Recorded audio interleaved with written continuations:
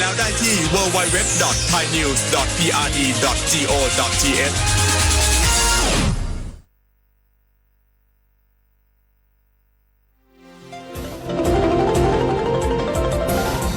วิทยุแห่งประเทศไทย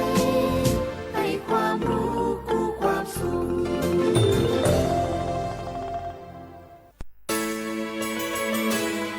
สถานีวิทยุกระจายเสียงแห่งประเทศไทยจังหวัดเชียงใหม่ AM 1476 กิโลเฮิรตซ์สถานีวิทยุภาคภาษาชาติพันธุ์แห่งเดียวในประเทศไทยที่มีความทันสมัยเชื่อถือได้สร้างอัตลักษณ์กลุ่มชาติพันธุ์สู่สากล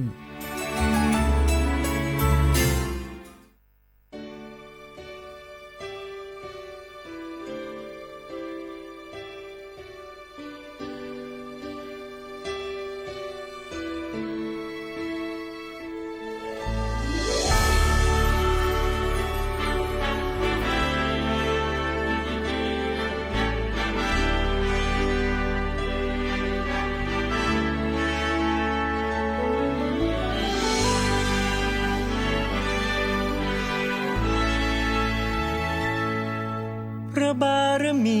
ยิ่งใหญ่มิ่งขวัญของปวงชาวไทยพระทรงเป็นร่มโพร่มใสจอมทัพไทยผู้งามสง่าแผ่นดินร่มเย็นเป็นปึกแผ่นด้วยพระเมตตาดุจดังแสงทองจากฟากฟ้าสู่พระสุธาให้ไพรฟ้าสุขใจสดุดีก้องฟ้าพระราชาและจอมราชันทรงเปลี่ยนพระปริชาชาญสมดังขัตติยาไทยปวงพระสงฆ์นิกรถวายพระพรเทิดไทยในหลวงของคนไทยองค์พระวชิรเกล้าเจ้าอยู่หัวพระบารมียิ่งใหญ่ปกครองของไทยโดยธรรม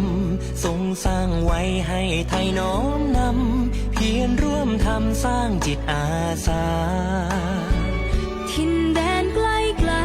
ทรงเป็นห่วงสุขทุกประชาหล่อรวมหัวใจและชีวาแด่พระราชาขอภักดีสืบไปสดุดีก้องฟ้าพระราชาและจอมราชัน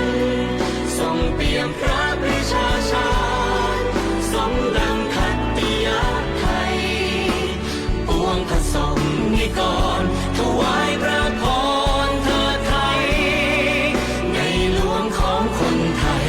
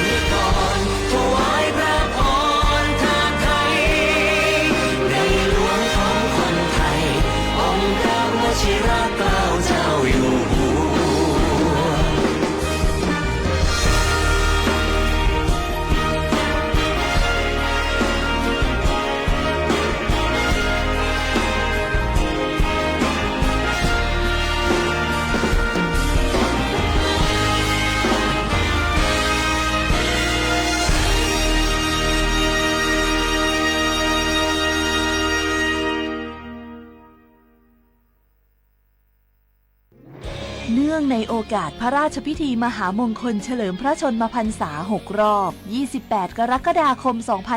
2567 รัฐบาลขอเชิญชวนหน่วยงานภาครัฐ ภาคเอกชนและประชาชน ร่วมแสดงความจงรักภักดีและสำนึกในพระมหากรุณาธิคุณด้วยการจัดตั้งโต๊ะหมู่ประดิษฐานพระบรมฉายาลักษณ์พระบาทสมเด็จพระเจ้าอยู่หัวพร้อมเครื่องราชสักการะประดับธงชาติไทยธงตราสัญลักษณ์และประดับผ้าระบายสีเหลืองร่วมกับผ้าระบายสีขาวตามอาคารสถานที่ของหน่วยงานและบ้านเรือนพร้อมทั้งจัดกิจกรรมจิตอาสาบำเพ็ญสาธารณประโยชน์เพื่อสืบสานพระราชปณิธานและบำเพ็ญสาธารณกุศลถวายเป็นพระราชกุศลตลอดปี 2567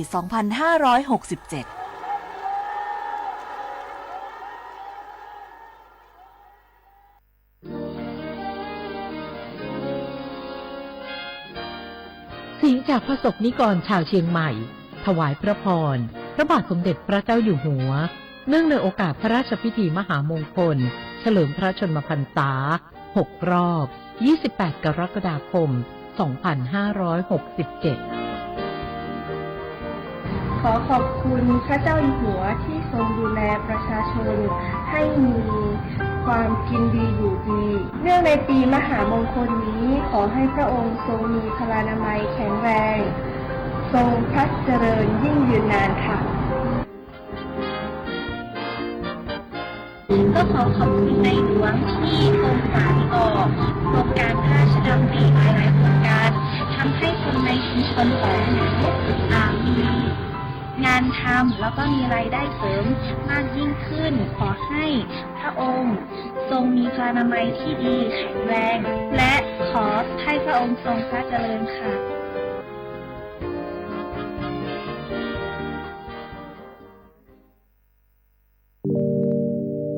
การล่อลวงบังคับขู่เข็น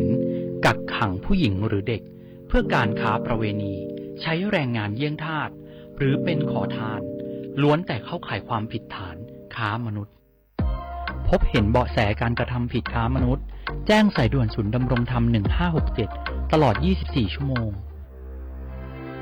ด้วยความปรารถนาดีจากกระทรวงมหาดไทยและมูลนิธิ World Childhood Foundation ในสมเด็จพระราชินีซิลเวียแห่งสวีเดน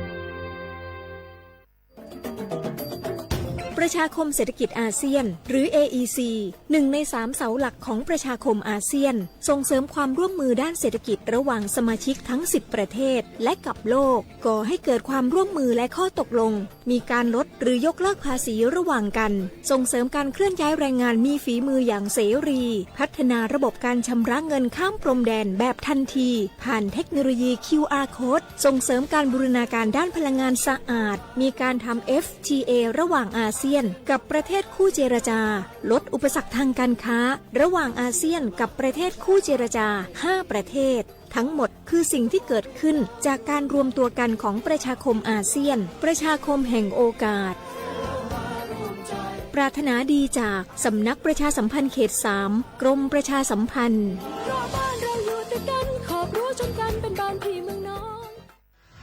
เกาะติดหน้าจอรอพบกับรายการคุยกับเศรษฐาที่จะพาคุณไปล้วงลึกเปิดเบื้องหลังอัปเดตความคืบหน้าการทำงานของรัฐบาลและตอบทุกข้อสงสัยของประชาชนโดยนายกรัฐมนตรีเศรษฐาทวีสินคุยสบายๆแบบเป็นกันเองทุกวันเสาร์ที่ 3 ของเดือนเวลา 8 นาฬิกาถึง 8 นาฬิกา 30 นาทีเริ่มเสาร์ที่ 22 มิถุนายนนี้ทาง NBT 2 HD และสถานีวิทยุกระจายเสียงแห่งประเทศไทยทั่วประเทศ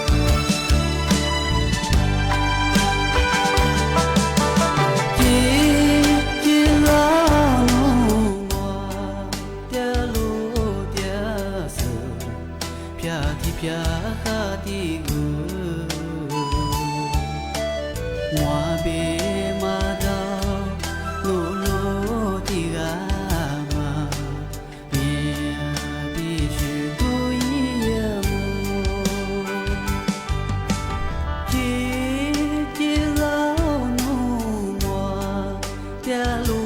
เตียเสือพยาที่พยาข้าที่กูว่าเบมาดาวลูโลที่กามาเมียบิชิตุยาโม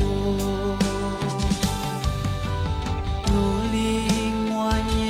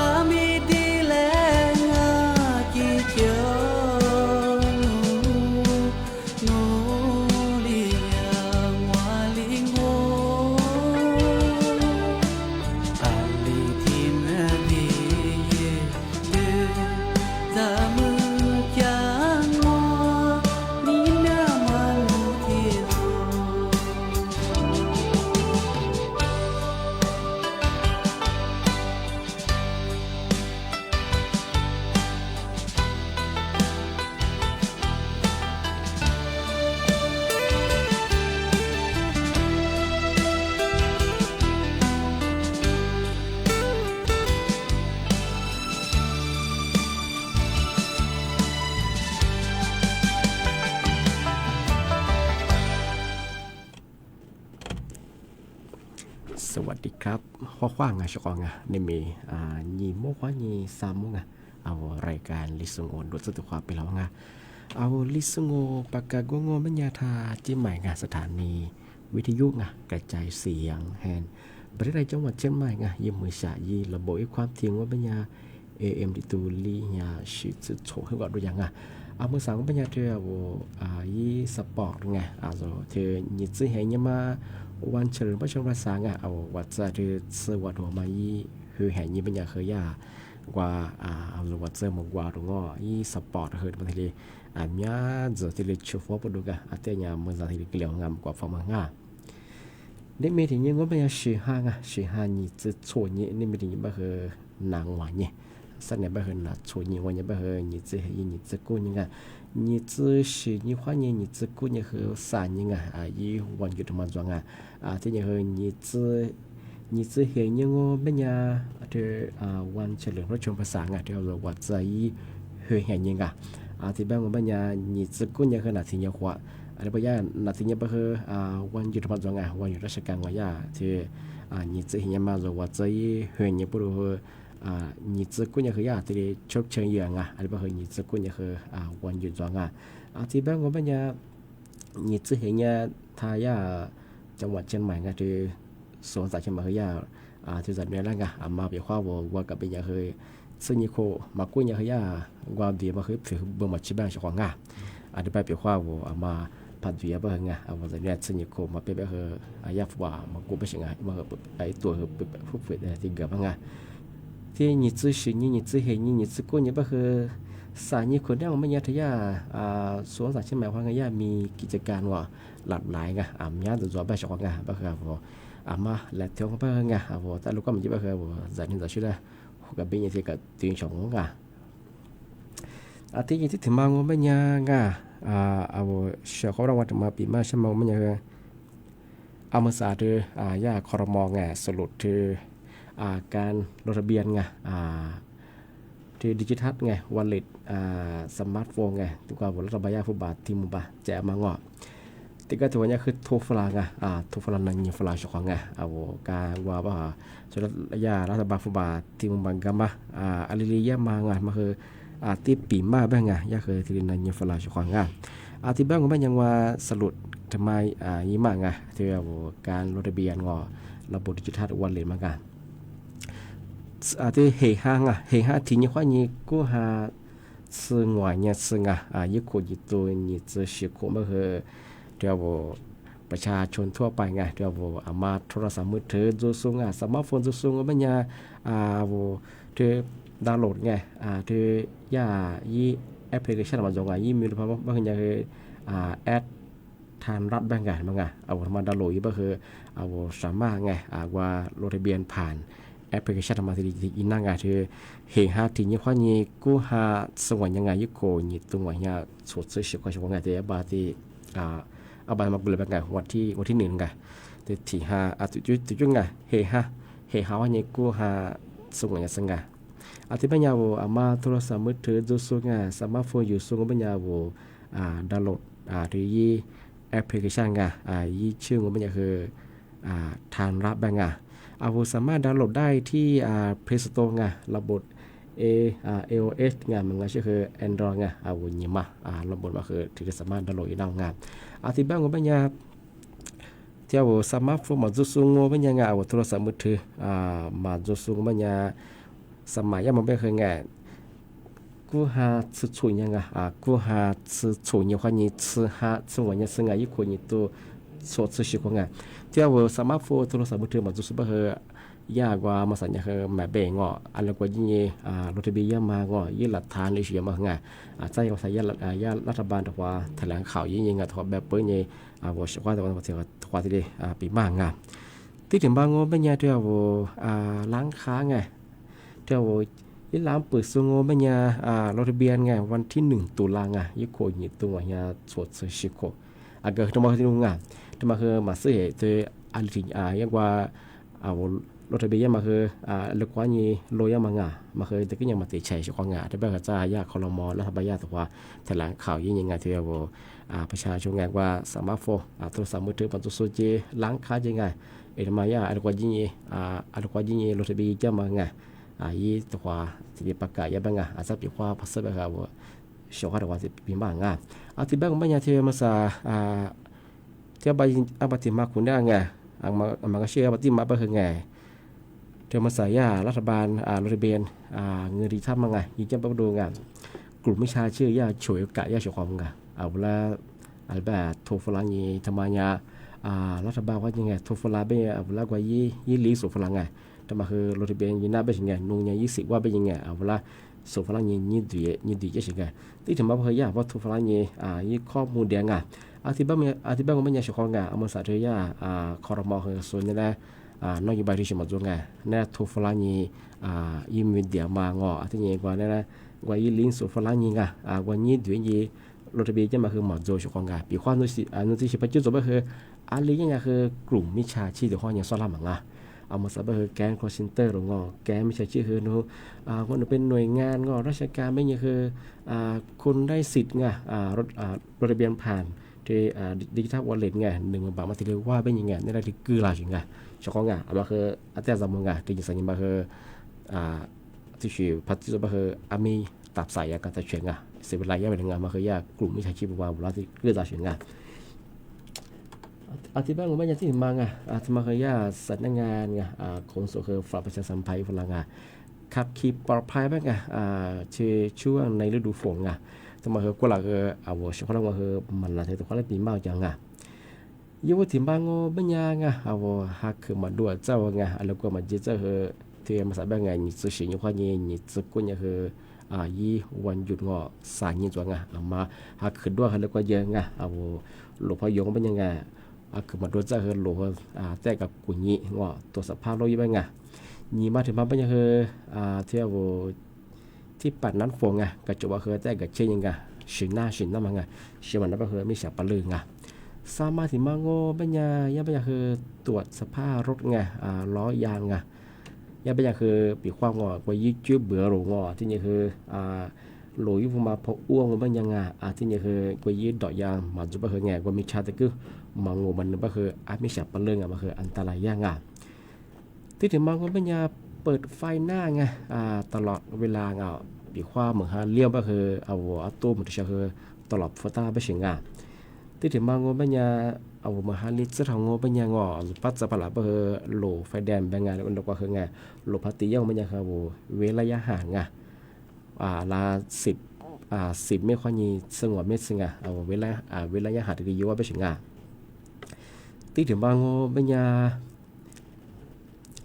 โหลช่างบัญญาจากว่าแต่ก็ต้องคือจากว่า4เลนจงแต่ที่ปั๊มก็คือ2เลนจงครับมาอีจัวมาจ่าเป็นสิงะที่นี่ปีขวานโนเลนซ้ายจะเป็นโนเลนขวาจะคือว่าการเชื่อแต่กับตัวยังกระจกว่าโหลลันลำงาเอ็นมาคือแต่จำมงว่ายังไม่คือโนปีขวาเลนขวาจะคือที่ชาติยังมาถ่ายไปถึงจะว่าโหลลันก็คือจะอยู่แล้วก็คืออันตรายยังโนเลี้ยวขวางอชิดขวายังไม่ยังคือโนว่าตีไฟเลี้ยวแต่ฟรัชงว่าผมมาเลี้ยวเจ้างาแล้วก็ส่วนแก้ให้จะโซยามโมถึงงาที่ถึงบางโง่ปัญญาไงความเร็วไงความเร็วก็คือบางพื้นที่ไงที่การตัวสูความเร็วไม่เกินกว่า50หรือว่าชุดซื้อเหตุซื้อกุศลไงสูไม่เกินนี้จังไงที่แบบคือบอกเขามาคือรักษาความเร็วแต่สารพัดไงที่ถึงบางโง่ปัญญาจากว่าไงจากว่าที่ก็ที่เจอโง่ปัญญาเหมือนฮาลีก็คือจากว่าก็ยิ่งฟูตัวชิงไงยิ่งฟูเชื่อก็คืออาจจะคือมาช่วยเลี้ยงงานก็คือโลชิสคือแต่กับตัวนี้เป็นยังไงแต่ก็ตัดสินไม่บ้างที่ถึงมาโง่เป็นยาเป็นอย่างคือไม่ควรเปิดไฟกระพริบไงมันก็คือไฟฉุกเฉินไงว่าตู้ยีแหละมันไงแต่ก็ลงมาฉุกเฉินไปเฮงไงว่าลิชิปะห้ามจะไปเฮมาทับฟุบไปยังไงมันก็ไฟฉุกเฉินพอผมไม่เฮว่าแค่จะโซยาเข้าใจผิดไปยังไงเอาก็มันจะใช้มายาลอยปัญหาจ่อห้อเป็นยังไงอาจจะเป็นอย่างคือปีว่าอาชีปัญหามันจะไปคือไฟฉุกเฉินยังมันก็ทับฟูบ้างมันก็ยังโซชิเหลี่ยบ้างก็โซก็จะสงามที่ถึงบางโง่เป็นยาโลชิโซโง่เป็นยาปีขว้างวิยาพยาไปคือจากว่าที่ก็ที่เจองอที่ก็ตัวไปจากว่าพัซเหลียวมันยังยิบิดถาทัดชิบะชิงจากว่าพัซเหลียวมันเป็นยายิบิดถาทัดชิบะยังเป็นยาคือรบความเร็วยิ่งมันจะมาคือจีบเนี่ยอีเบตแต่เขาชิบะชิงมันก็ชื่อว่าใช้เกียร์ต่างที่ดีแบบไงนึกว่าหลวงคือชิบะคือจากว่าจุดแบบนี้บิดถาเชียก็จะคือจุดเดียวเชียงหลวงที่ป่วยเชียงมันคืออันตรายยังที่เป็นยังช่วงงานที่มหาลิจ้าขัดขี่ปลอดภัยช่วงหน้าฝนมาแต่จะมัวหลวงช่องมันคือมาไปช่วงหลวงแต่กับกูยิงกับเช่ที่นี่คือหมดจะชี้ใกล้ชิวแต่กับกูตีหลวงลันมังที่บ้านคือที่นี่จะสิ่งนี้นี่จะเห็นนี่จะกูยังวันหยุดสายนี่บ้านคือปีขว้ามาอันนั้นก็กับเบียร์มาก็เดี๋ยวมาก็ชิดมังที่บ้านก็มันยังมาซาคือบางวันที่ว่าเงินนางงามว่าชอบนางงามบางวันมาคือ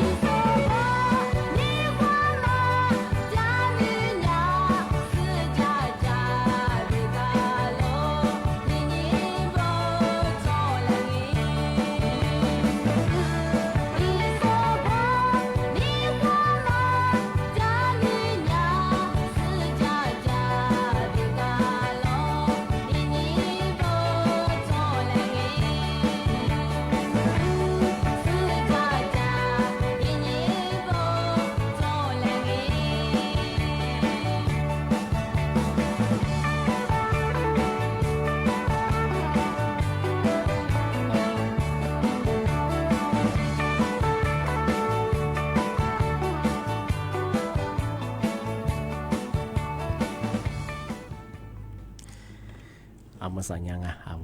ลิซุงดูจะมาอีเวลาจีกุลหาดาวไงเอาชาวเขาทาวิทยุคนนี้นั่นน่าจะส่งไงอาทิตย์ไหนส่วนที่สุดคือคือบ่มึงอาทิตย์บัญญัติชุดวันนั้นละปีใหม่ช่วงไงที่เอาการลงทะเบียนงอ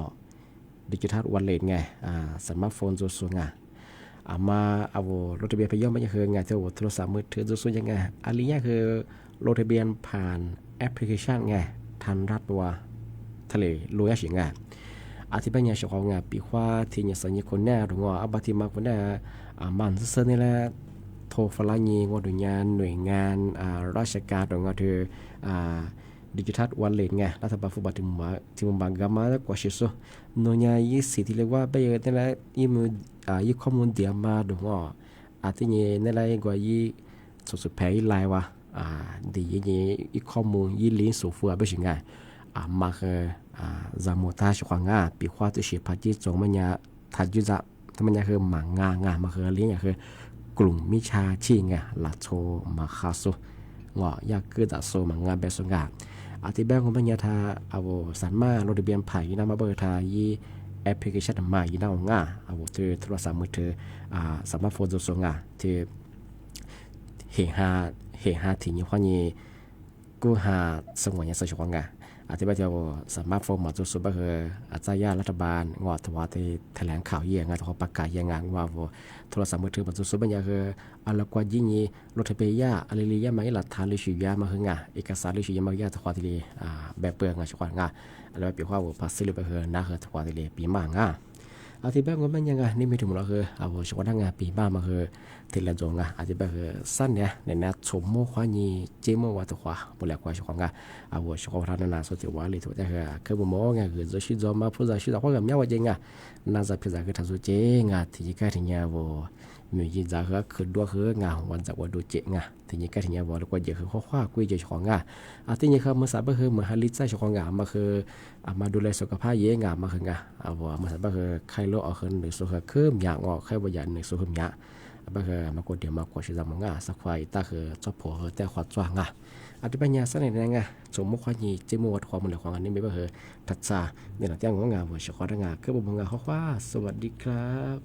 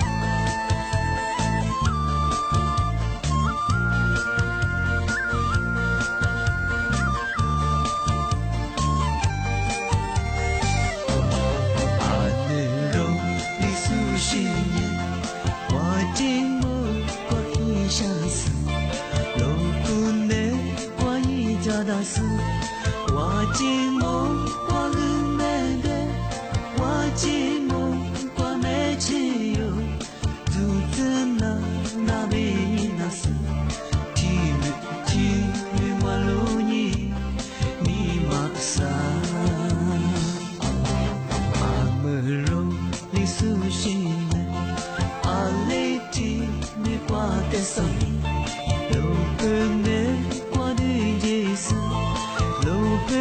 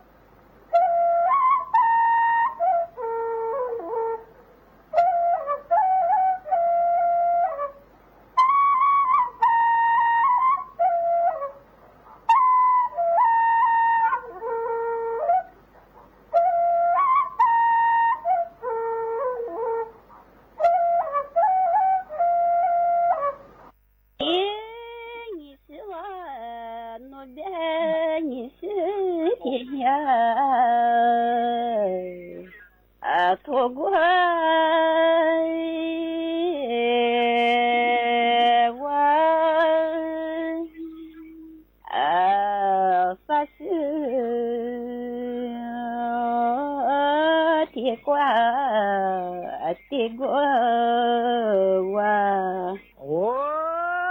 谢谢你生，你我是我啥妻子过一多少来过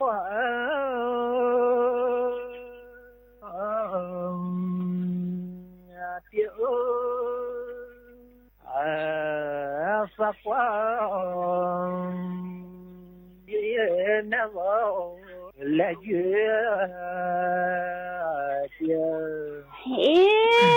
你是我那边啥天子快都人来快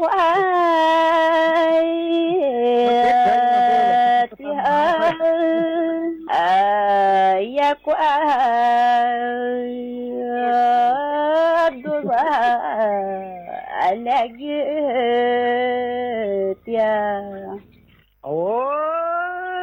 谢谢你们，你我和子挂也就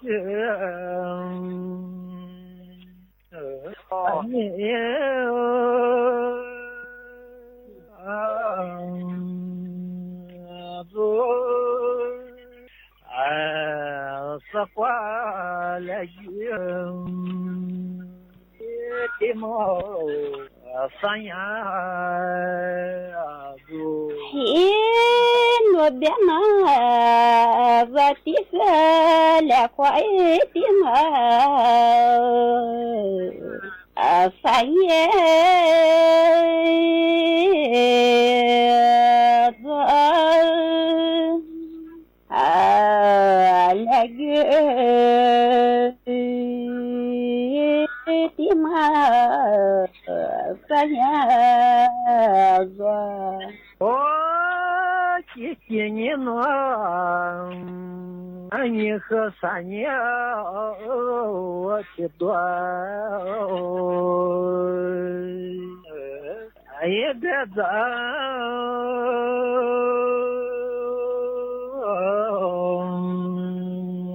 老三年也挺妙。多谢了，你是我那边翻译许多，别在了，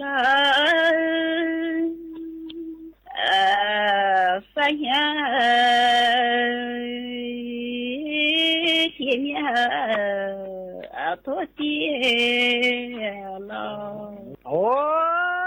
谢谢你生，สถ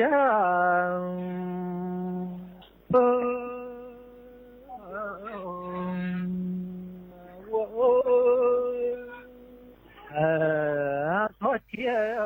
นีวิทยุกระจายเสียงแห่งประเทศไทยและเครือข่ายทั่วประเทศเสนอข่าวต้นชั่วโมงรู้เร็วรู้จริงเกาะติดทุกสถานการณ์